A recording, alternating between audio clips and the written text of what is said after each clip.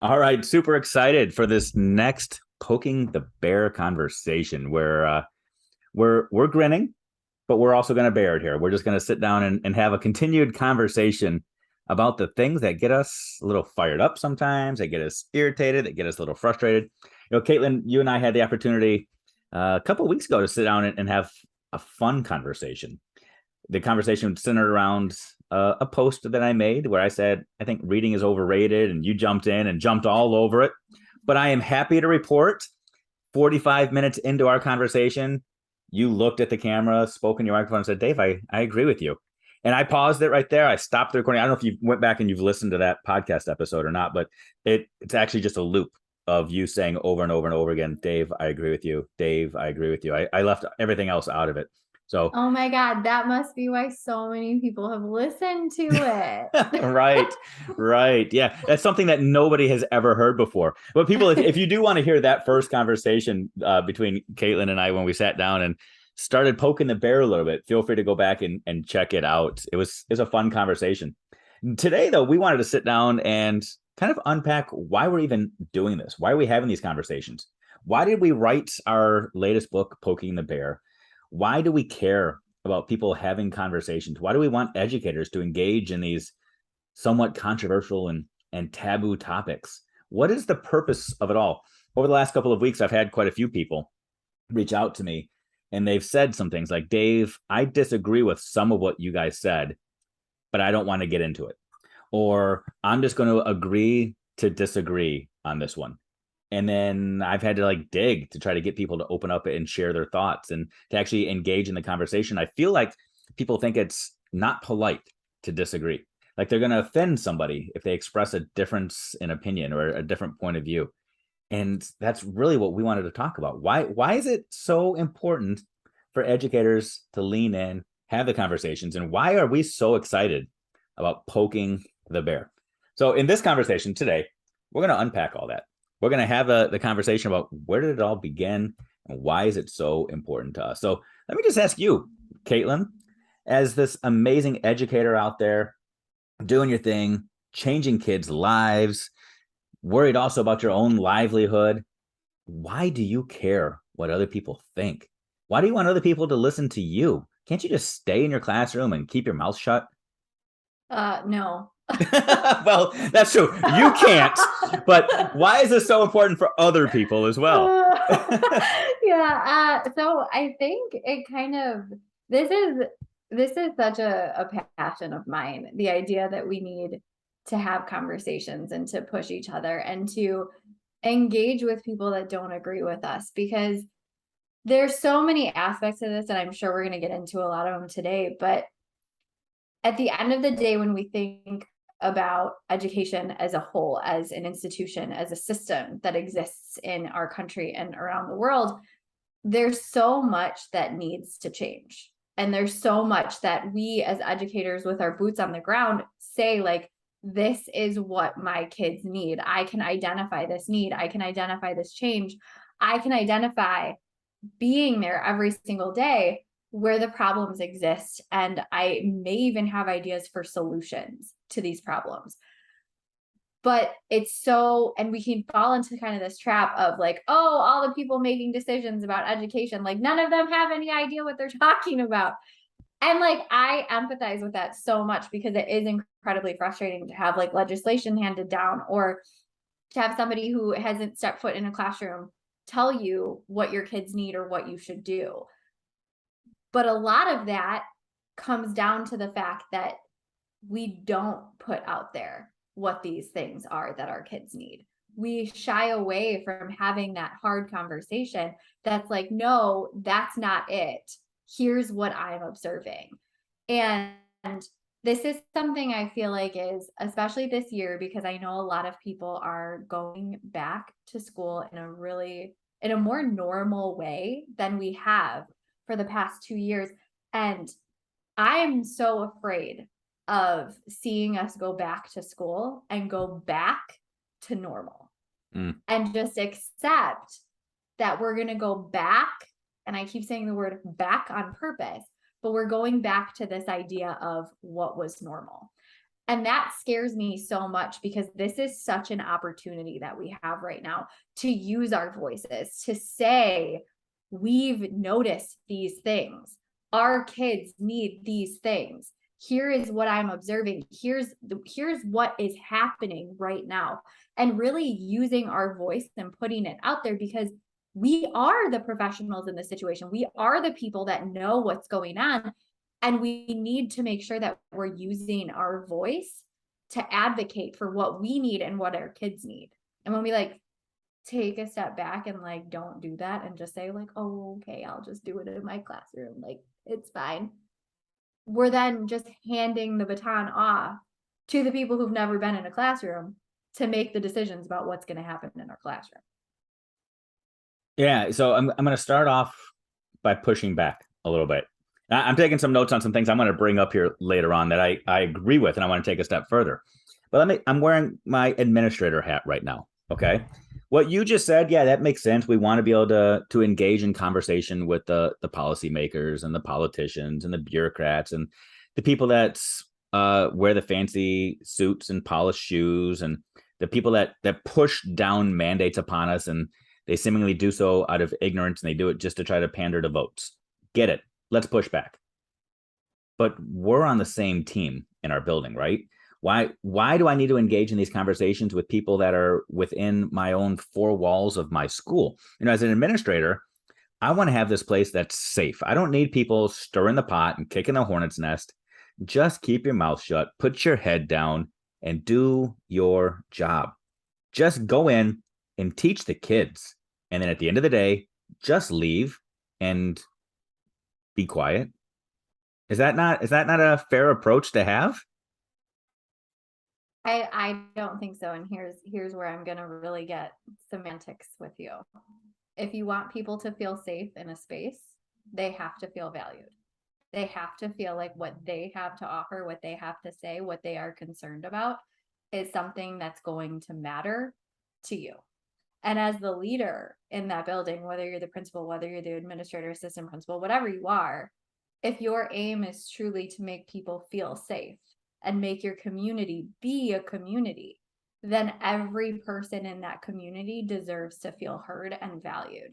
That's not to say you're going to hear what somebody has to say all the time and be like, oh my gosh, you're right, never mind all these mandates that we have, I forget it, like no, we don't have to do it anymore. That's absolutely not it.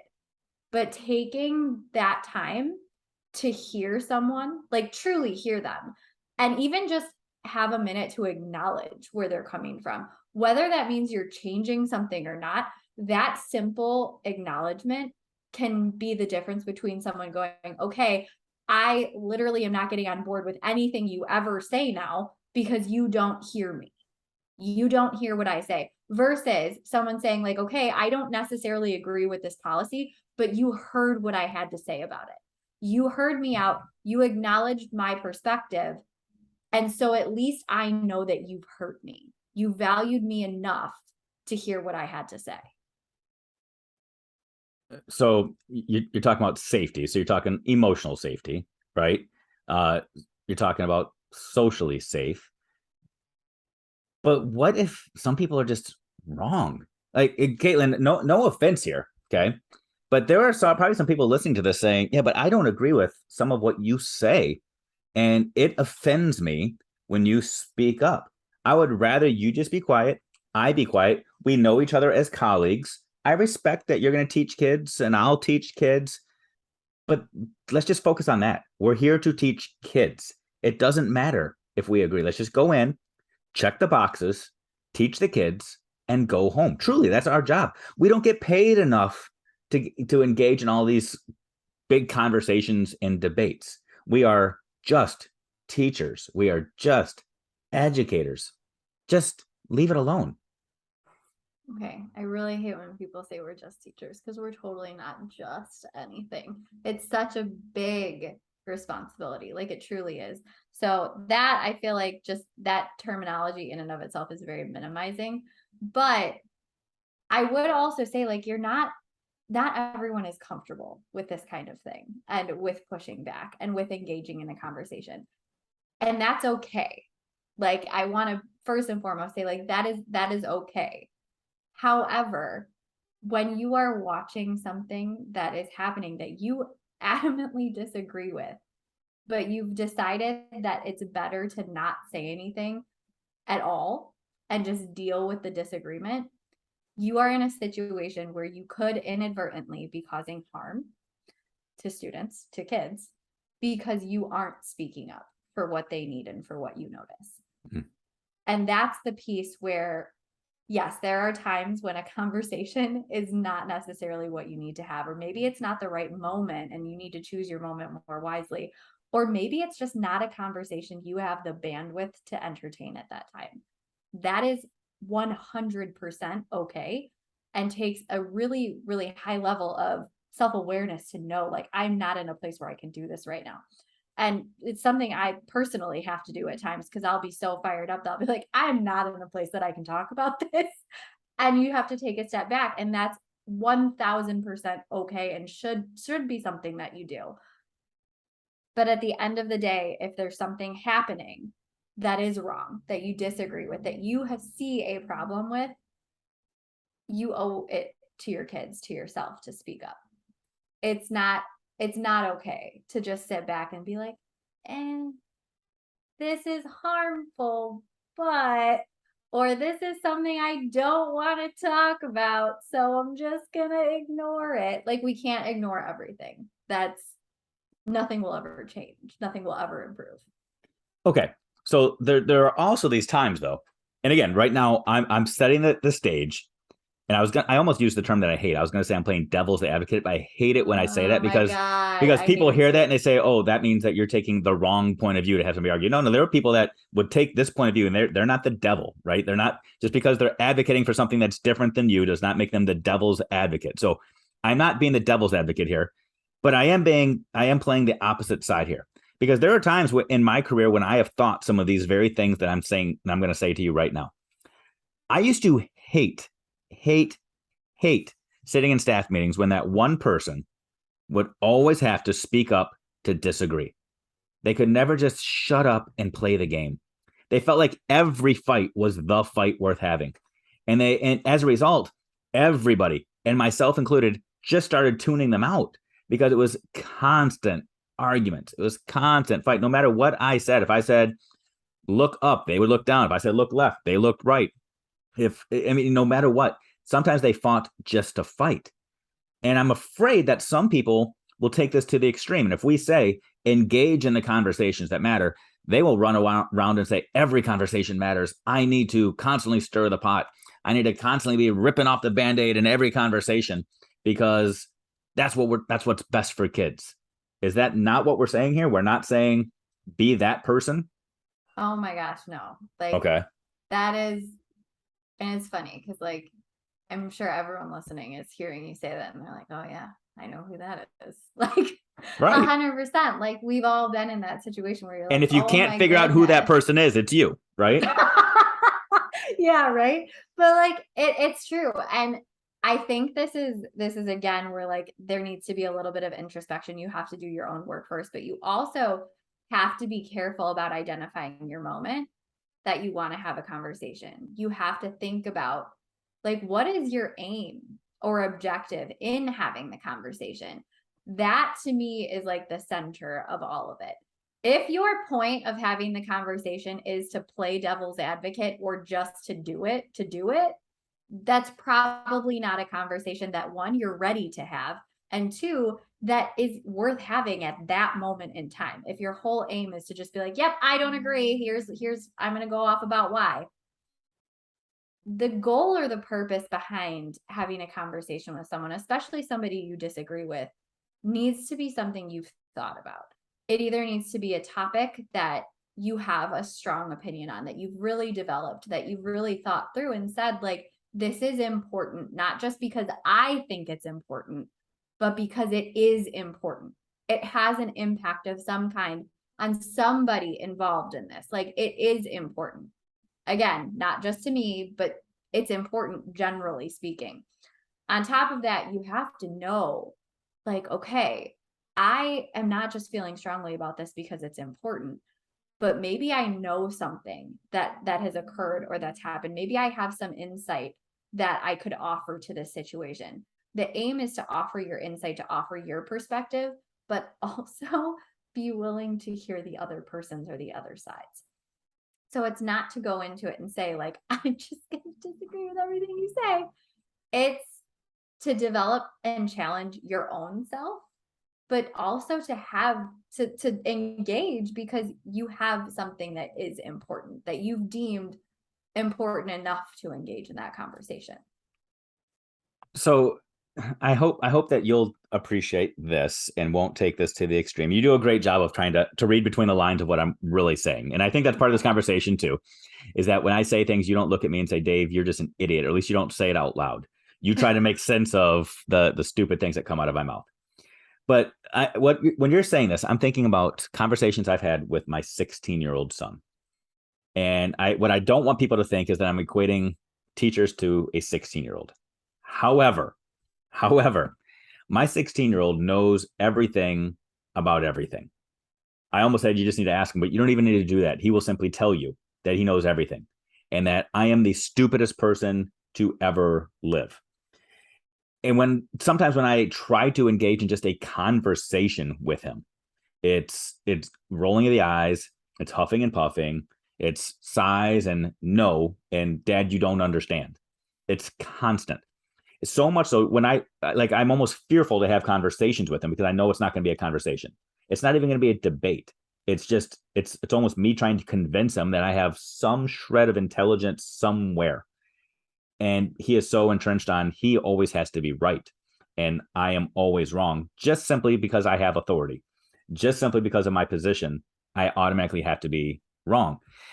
And I wonder how often we fall for that same trap. And I know that I've been guilty of the same thing many times in my adult life, where I am more worried about trying to navigate my own ego and my own pride and my own position of authority, or my position with the lack of authority, that I'm more intent on trying to make somebody else seem stupid or foolish or not be able to answer my questions, because I'm more worried about their appearance or their prestige than I am a solution to the problem.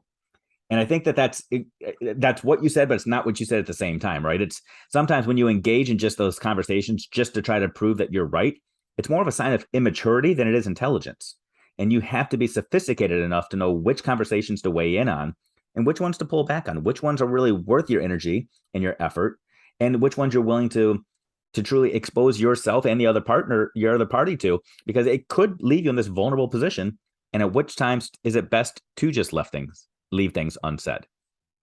Absolutely. So it's funny you say that. As you were talking, was thinking about like the kind of internal monologue I have in a situation where something has come up, whether that's in a staff meeting, whether that's in a small group setting, where something has come up that I don't agree with. And I typically run through like some questions in my head, and I tried to kind of like lay them out so that they were a little bit more well articulated than just like the rapid fire boom, boom, boom in my head. So typically, like I have to take a step back and be like, okay, where am I right now? Like, how am I feeling? Am I super, super pissed? Because if I'm really pissed, this is probably not a good time. How am I feeling? And then I have to ask, am I in the headspace to engage in this conversation? Do I have the emotional bandwidth to really engage with this and not just challenge this person, but also hear them challenge me? Am I in the headspace for this? Is the other person in the headspace for this? Are they in a spot where they can have this conversation with me? Are they standing up presenting to the entire staff? Because they're probably not in the headspace to have a conversation, if that's the case. Are they clearly not having a good day? Are they presenting some kind of outward sign of being frustrated or upset? If so, like they're probably not in the headspace for it either. And then I always ask myself, do I actually know how I feel about this? Or is this a gut reaction? Like, do I really have an opinion on this? And where is that opinion coming from? Have I really like fleshed it out? Or do I need to take a minute and think like, okay, yeah, my gut reaction, I just got told I had to do something else. And now I'm pissed. I want to disagree because I don't want to do anything else. I already have a million things to do today. Stop giving me things to do. Am I just pissed, or is the thing I'm being asked to do like actually something I could probably do and think I should do. So I always have to ask that last question, like, do I really know how I feel about this? Do I have an opinion? Do I need to think about this a little bit more? And that typically is the one that will end with me thinking about my goal for the conversation. Because if I do have an opinion about something that I've thought about and I'm like, yep, I do. I really have an opinion about this. Like, I know what it is. It's important to me. And I really feel like this conversation is one that needs to be had. What is my goal then with the conversation? Is it to convince that other person that I'm right? Because if that's the goal, maybe need to rethink that. The aim in entering a conversation is not just to convince whoever I'm talking to that my opinion's the right one. It's just to shed some light and to share perspective. That question is usually my last one. And if I can sit back and say like, okay, my goal in this is really to just kind of share some perspectives, to maybe problem solve together, to make sure that whatever solution that we come up with is one that includes this perspective that I have, then I have a good enough goal to enter into that conversation. I'm in the right headspace. I have my opinion set and I'm ready. But you have to like think about it beforehand. And it feels like a lot. Yeah. And I've been sitting in meetings where like it is a lot. Like there's a lot of things you have to think about, but they're all so important to do, because if the answer to any of those things is not a positive thing, or it's not an answer that's going to yield good results, the conversation is not going to be beneficial and it's going to harm the relationship. It's not going to set us up for any kind of success. So while yes, it's an extensive list, I think it's an important one and one that is necessary. So I'm going to say something that you feel free to put on a loop at some point, but I'm going to say, Katelynn, you're 100% right.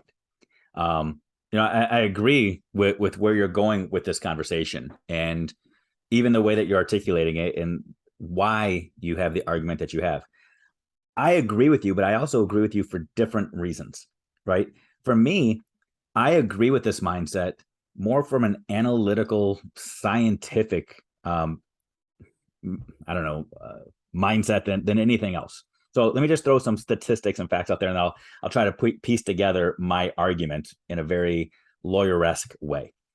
So a few years ago, I had the opportunity to do a study where we looked at classroom instruction. So just looking at the actual instruction in K-12 classrooms nationwide. And what we discovered was that 76% of the instruction and or the assessment in classrooms K-12 was done at a level of recall or understanding.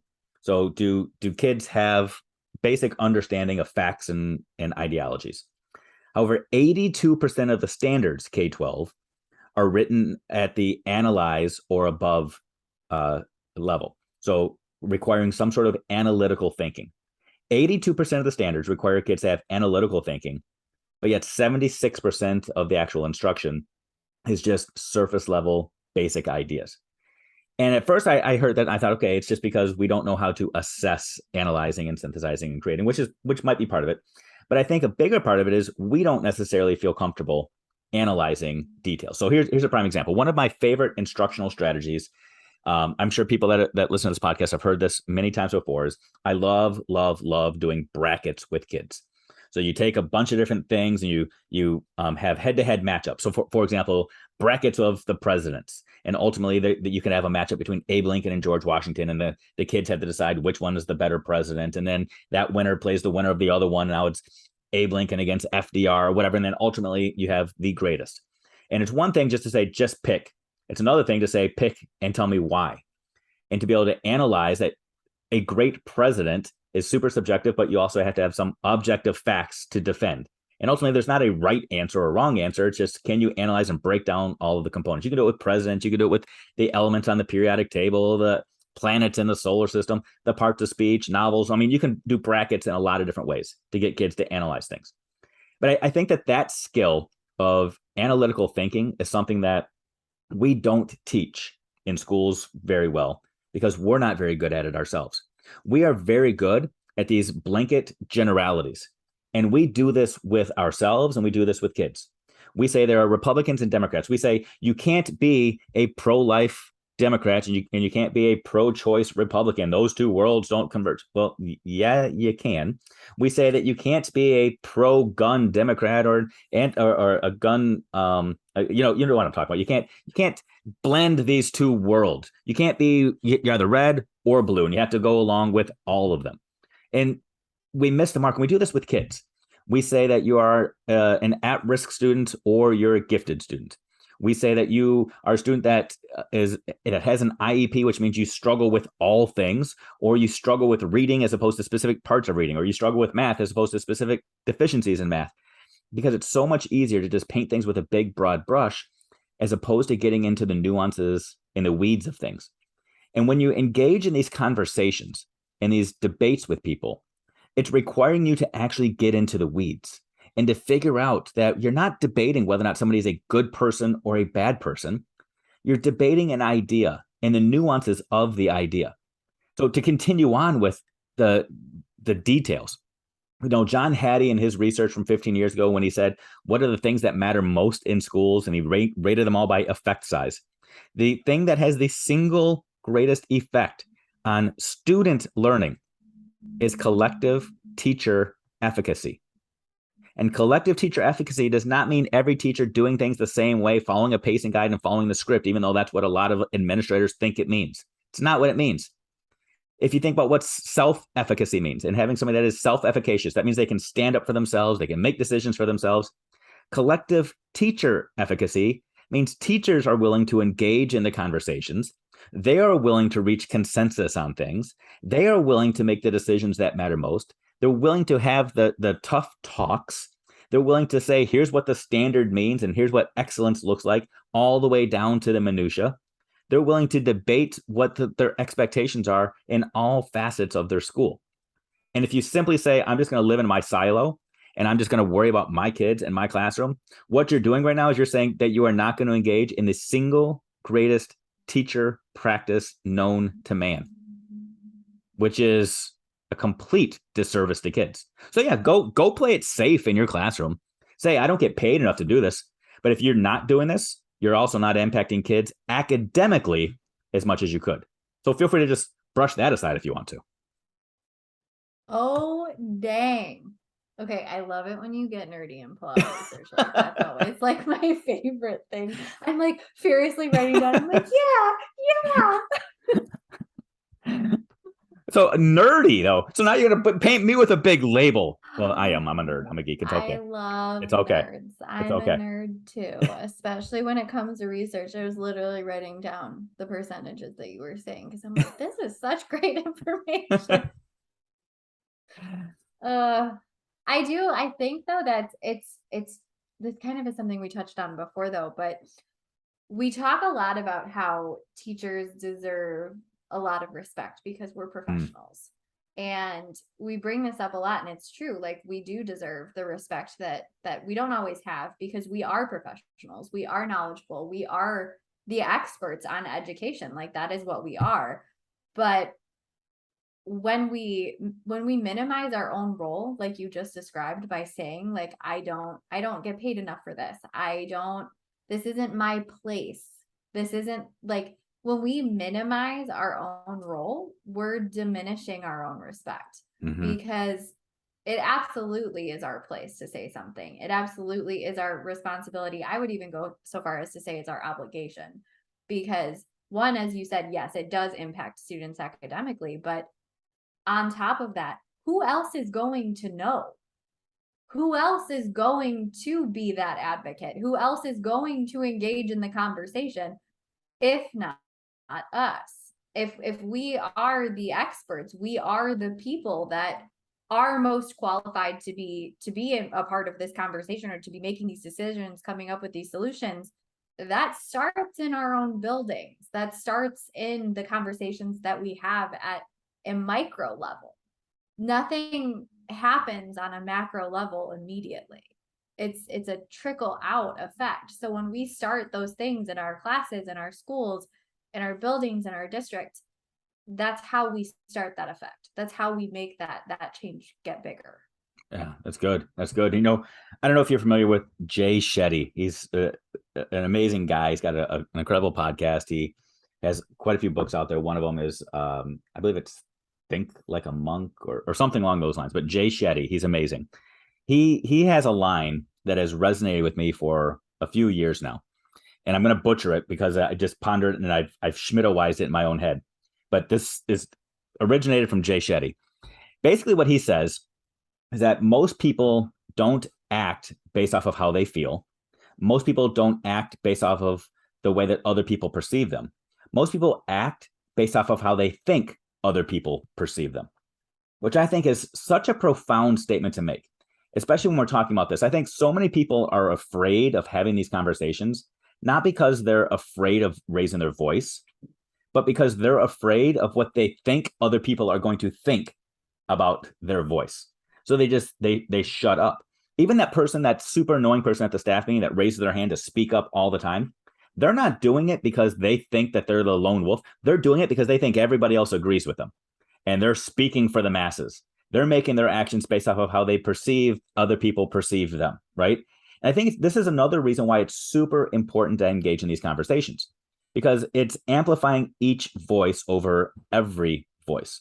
Yeah, I don't know how many of you during pandemic learning utilize Zoom or Google Meets, but you and I, Katelynn, had the opportunity to do a few webinars during those.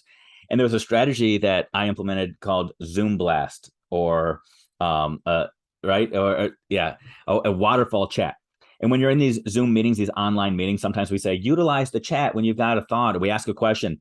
And we know what happens when you just utilize the chat. One person responds, and now everybody else that follows that person is wondering, do I respond to that person? Does that person really speak for everybody else? Should I just shut up because I agree with that person, or do I disagree with that person? When you do a Zoom blast or a waterfall chat, you say, okay, we're all going to respond at the same time. 1, 2, 3, go. And then everybody just floods the chat with their own original and unique thoughts. And I've done that activity where I've done it with a Zoom blast versus the traditional just follow up. And the responses are completely different. You get so much more divergence when you let everybody just amplify their own voice. And there's so much more power there. And subsequent conversations, when everybody feels like they were able to weigh in and they were no longer just trying to navigate the room, worried about how everybody else was going to think about them. And when you can authentically figure out what people are really thinking, that's when you can really have conversations. The same thing is true with kids in our classroom. You need to know what individual kids are thinking so that you don't buy into the group think and think that that one kid that always speaks up is speaking for everybody.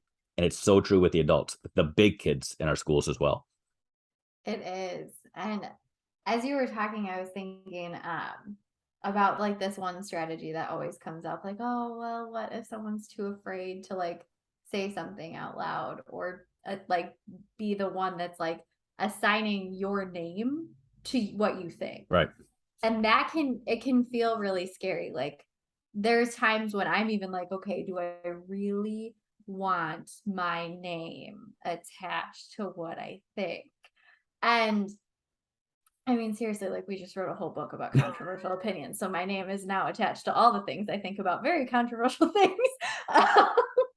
But it is scary. It is a really big sense of vulnerability. So I don't in any way want to make it sound like it's not, because it absolutely is. And it can be really vulnerable and really difficult to say, like, I subscribe to this and I'm putting my name next to it. Like I am going to be associated with that.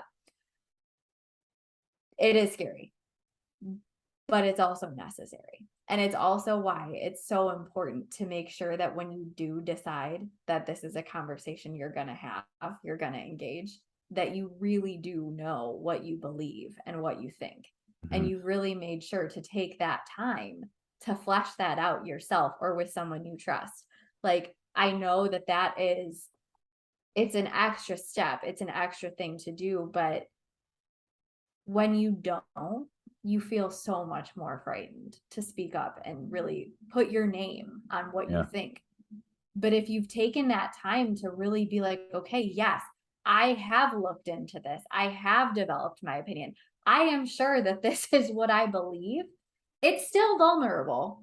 It doesn't get less vulnerable, but it's easier to do because you know that your opinion is coming from an informed place. It's coming from a place of, I've sat with this, I've spent some time with this, and I believe this. It to another extent, it's okay to sometimes enter a conversation in ignorance. Because I think sometimes we feel like we're supposed to be the expert on all things, and that we have to have an opinion, and that our opinion can never shift. One of my biggest fears about writing this book, well, I had two big fears. One of them is already playing out, that you were just going to completely overshadow me, and I was just going to be like the addendum to the Katelynn Giordano project here. But that's okay. That's okay. No. But the second piece of this is that this book has a copyright date of 2022. There is a very real possibility that by 2023, I will have changed my mind on some of the things I wrote about. And by 2025, I guarantee my opinions will have evolved on pretty much every single topic we wrote about. And that's a fear of mine, because I want people to understand and to know that my opinions can evolve and they can grow and they can completely change. They can reverse. I can be better informed and learn new things. And I don't want people 5-6 years from now, if my opinions have changed, to continue to believe that this is what I hold on to.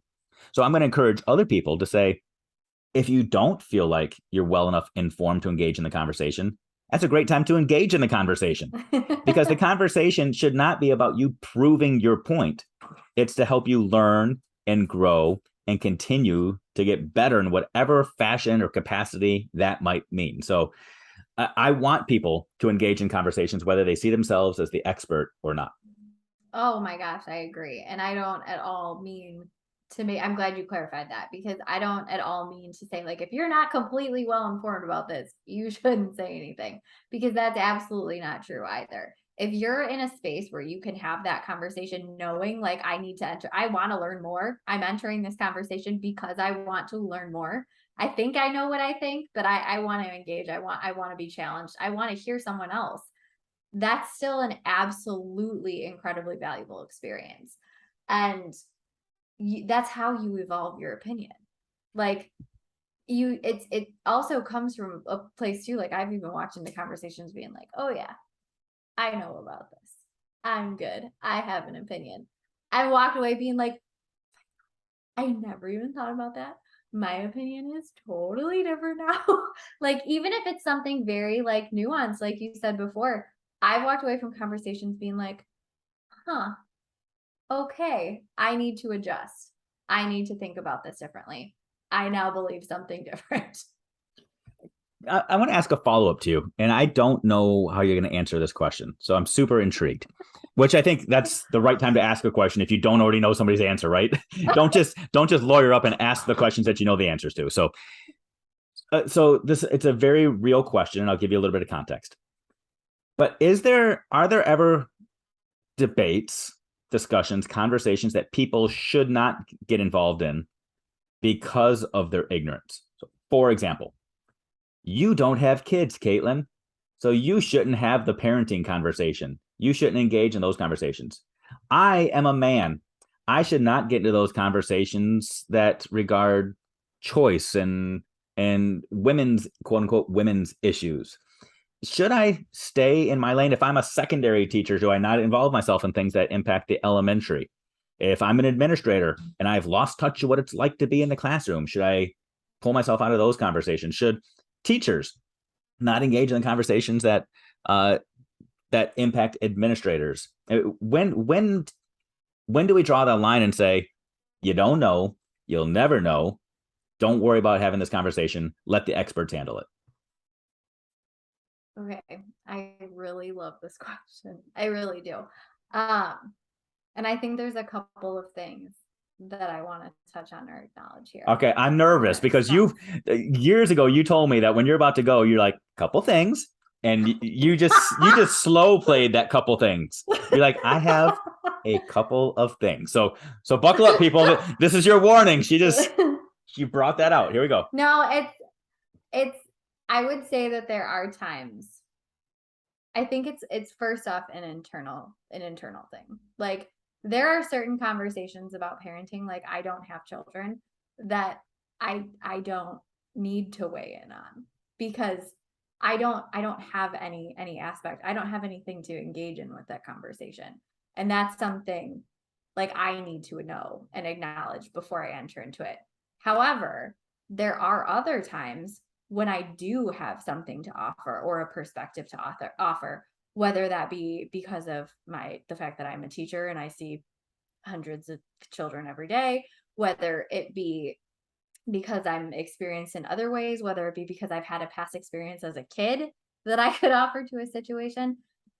There are a lot of perspectives on every single issue ever that could be brought up. And just because you specifically don't hold the perspective of the person you're talking to does not mean you don't have something to offer in the conversation. And so, like, I'll give an example. I am not divorced. I've never been divorced. I don't know what the logistics are to be a person going through a divorce. However, my parents got divorced when I was 12. And so the perspective that I hold on something when I'm having a conversation with somebody about a situation that maybe they're going through that, or maybe they're thinking about it, or that topic comes up, I can't offer the perspective of, I've been through this, so here's what I know. But I can offer maybe another perspective that wouldn't have been considered otherwise, like from the child point of view, or from the adult who's got multiple families point of view. There are always so many perspectives on any given issue that you should weigh in on. If you think you have something to offer, even if you think you have something to learn, you should engage in a conversation 100% of the time. But I think there's one of the things you said is stay in your lane. And that phrase pisses me off because I feel like it's valid in certain circumstances, but I think we use it to shut people up that annoy us, and to shut people up who don't agree with us, because their perspective or their experiences are different. And so that frustrates me, because even people who have different experiences might notice something, or like have something to tell you or offer to you that could help you, or could even just make you think a little bit differently about something. But I do also want to mention as well, like, like when I'm engaging in a conversation, like let's say about equity, I am a privileged white woman who lives in Illinois. My voice is not the most important one in that conversation, and I need to acknowledge that. And my voice should not be the only one that's being shared. And that's something too that I think we also need to recognize in conversations like that. When we're talking about how best to accommodate parents for parent-teacher conferences in my school district, I have ideas that are definitely valuable. But my voice is not the only voice that needs to be heard in that conversation, nor is it the most important or most valuable one. Because there are people who are parents that are going to try to make things work and that have a perspective that I do not. So I think that acknowledgement, I should say, is really important. And it requires us to kind of check our ego a lot of the time to say, like, I should not be the most important voice in this conversation, even though I can still be one. I love that last little piece of that. And I think that that's a good challenge for every conversation, to see if you can enter into a conversation, it truly with anybody, anytime, and say that my voice is not the most important voice in this conversation. You know, whether it is directly about you or not, because it's not about you trying to convince other people. Sometimes you sharing your perspective is just a vessel to allow other people to better articulate their perspective, to allow them to hear something different so they can chisel away at what they agree with and what they disagree with. But you should always enter into a conversation inquisitive, ready to learn, ready to grow, regardless of what that conversation is, not just to convince and to sway. Because, you know, as again, to lawyer up, the best lawyers understand what the other side's argument's going to be. And if they don't, they're asking questions to try to inform themselves. What I am about, I'm not about people going out there and just trying to hit people over the head and say, change people's minds. You're right, they're wrong. I'm about eliminating the big, broad, sweeping labels, having conversations about the nuance, because the nuance is something that we can actually do something with. I'm all about taking those smallest bites and having those conversations. Debate the ideas, put the ideas on the table. Don't debate the person. just as a little exercise. If I'm going to say some things, I don't know if have you ever seen the movie Dave from the 1990s? Okay. No. It's a great movie, great title, Okay. but Dave, there, it's an amazing movie. And there's a great scene at the end where there's this rally cry and everybody steps up and they give themselves a label to help identify with somebody else who came out with a label. And so if I were to tell you that I, Dave Schmittou, am a Republican, what thoughts go through your head? If I say I'm a Democrat, what thoughts go through your head? If I tell you that I am a born again Christian, what thoughts go through your head? If I say I'm an atheist, what thoughts go through your head? And automatically, people listening right now, when they hear those things, there are some people saying, "Oh, I hope that's not right," or "I thought that was true about you," and they're already making some value judgments based off of the labels that I've attached, as opposed to me saying, "Here is something that I believe. Let's have a conversation about that." That's what I want people to get to. I don't want it to have this, you're good, you're bad, your label is this, because that's the problem. That's the thing that we have done wrong in education for the last 25 years, as long as I've been a part of it, is we've just been slapping labels on kids and labels on each other. I want to engage in conversations where we can engage about the ideas and not about the person. I'm a big believer that there are very, very, very, very few bad people in this world. There are a lot of good people that disagree with me. And I need to figure out why. How can I become good like them by having the same ideas? Or how can we reach some sort of compromise in the middle? That's my ultimate goal, is to get people to simply engage in the conversations. And it starts in schools. Schools, whether you want to agree with us or not, are the community centers of your neighborhood, of your town. They are there to start learning. And people look to the teachers to say, show us how to operate, show us how to engage, show us what it's like to be a lifelong learner, which means if you want to be a lifelong learner, you got to be willing to learn something. And learning starts by asking questions. Dave, this is why you're so smart. This is why, right here. This is why. Yep. We've been looking for it. We've solved the problem. Oh my God. No, everything you're saying is it. And I think it's why this matters so much to both of us, because that is how we learn. That is how we grow. That is how we get better. And it's how kids do it too. And I like when we come down to, should we be talking about this in classrooms? Should we be doing this in our classrooms? Like, I would contend that the answer's like 99% of the time gotta be yes, because that's where kids are learning to have conversations and engage and learn and grow. And when we eliminate the opportunities for that to happen because we don't know how to make that happen, we're just cutting it off before it can even start, and like stopping it before we can even get anywhere real. That's opening up a Pandora's box conversation, even about, should we be doing this stuff in our classrooms with our kids? I would challenge this before we even get to that. Let's save that conversation for a future episode. I would challenge this, that if we're not able to do it as adults, we maybe shouldn't be doing it in front of kids yet. So if you're of the mindset that, yeah, we need to be having conversations about this kind of stuff with kids, well, then my challenge to you is, are you ready to have these conversations with adults?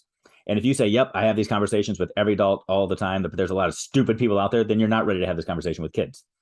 So you've got to be willing to accept multiple perspectives and points of view. And that's exactly why we wrote this book, like you said, and why we strategically wrote the book the way we did.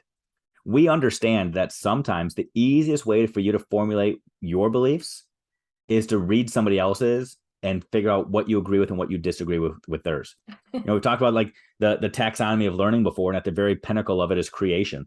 But I believe above that, there's a layer of reflection. We want people to be able to evaluate our thoughts. Look at us and say, Dave, you're an idiot. Katelynn, you're a genius. And then write down your own thoughts. We wanted to give you something to start from, not to put our ideas out there and say, these are the right ways to believe things. We specifically put things out there that sometimes we are completely misinformed on and ill-informed on and ignorant of, but we tried our best to say, what's our opinion? Because we wanted to give people an opportunity to start to frame their own opinion and to show you what it's like. to start to weigh into these difficult conversations. And then we truly give you the space to say, here, what are your thoughts? And then to also go engage with other people and to write down their thoughts. We wanted this book to be collaborative between you, me, the reader, and the reader's community. It's a workbook, if you will, where we want you to engage in conversation, not sit on the beach and just read and think and pontificate, but to actually then take our words and jump into the conversations. 100%. We didn't script this ahead of time, but Katelynn, there's a lot of chapters in this book. It's, I don't even, how many do we have? 26. Do you have a copy in front of you right now? Okay. So I almost said, which is your favorite, but I'm not going to do that because that's a hard question to answer. But which one would you be most intrigued to have a conversation with somebody about? If somebody were to read your thoughts, my thoughts, and say, where do we begin? Or I'm kind of nervous. Katelynn, what's a good place to start with this? Because they don't have to start on chapter 1. Well, they do need to start on chapter 1, but they don't have to then go to chapter 2. Chapter 1 explains how to read the book, but you don't have to then go to 2. You can go to 24 or 13. What's your most compelling one? I think a lot of people, I don't want to say we'll play it safe, but it will be safe. We'll say, oh, the grading one. We've heard you guys have the conversation about grading. Yeah, there's a lot of grading stuff in this. That's a good one to have. But the grading conversation is really a conversation about values. What else? I think I have 2 that are, 2 or 3 that really stick out to me as ones that I would really like to engage with people on. Okay. The first one is chapter 11, does all really mean all? And that's just one that, like, I've done a lot of personal soul searching, I guess, so to speak, on that particular topic. And so I would be curious to hear other people's perspectives on it, because I know what I think, but I also feel like I have a lot to learn in that regard. And so I would really want to engage in that conversation. Okay. The other one that I would say is, do we all have to grow the same way? That's chapter 23. And that one is very much on my mind right now, because I just feel like there's a lot of comparison going on in education right now. But generally speaking, I feel like I'm hearing more and more people talk about how harmful it can be. So I would be curious to hear what other people think about that, and how other people feel about whether or not their growth needs to be measured in the same way as other people's, or how they would even measure their own growth. But I will say the last chapter is my favorite one. Why it all matters. So I'll just talk to anybody about that anytime. You totally stole that one. Yeah, that's exactly what I was going to say. Before we got on, we were talking about some of the metrics that we use to say, is this book getting into people's hands? Is it actually making a difference?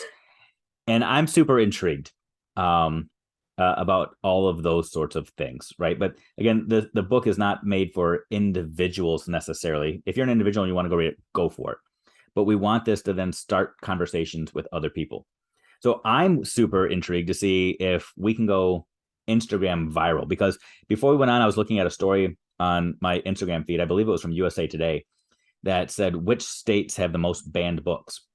And it's Texas, Florida, Tennessee, Ohio, Illinois. You're in Illinois. I'm in Florida here, Katelynn. So this is going to be interesting to see if our books can make that list. But that's not our goal, right? We're not just trying to stir the pot and say this is a bunch of taboo stuff. We actually don't even necessarily get into a bunch of stuff that I would say is controversial, although it all is.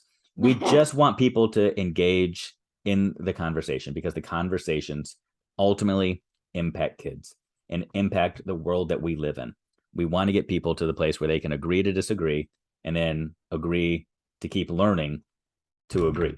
Don't just play it safe, because playing it safe doesn't get us anywhere.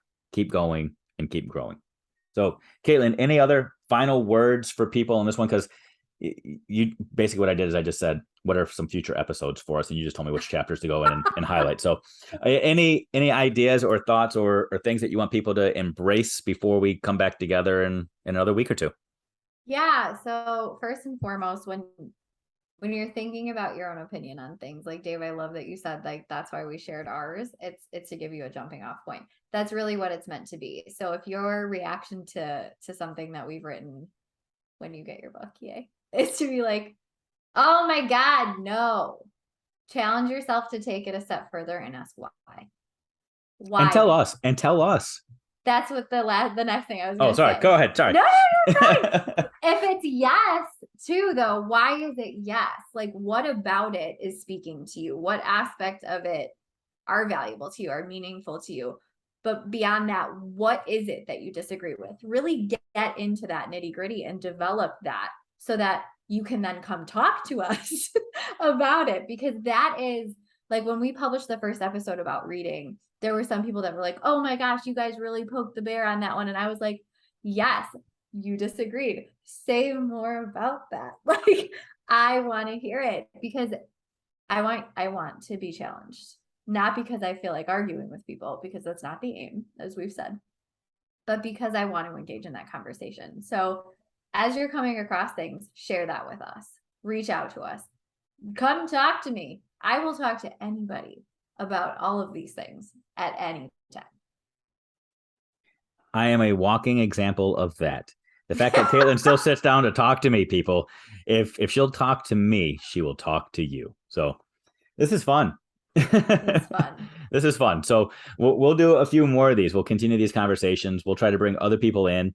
Message us, reach out to us, let us know your thoughts. Let us know what topics you want us to discuss, or which topics you want to get on here and discuss with us. We'd love to have you be a part of the conversation. So just reach out. Ultimately, though, when you're having the conversations, just grin, just smile, and be willing to bear it, because that's what it's all about. So, Katelynn, you're amazing. I'll talk to you soon. See you soon.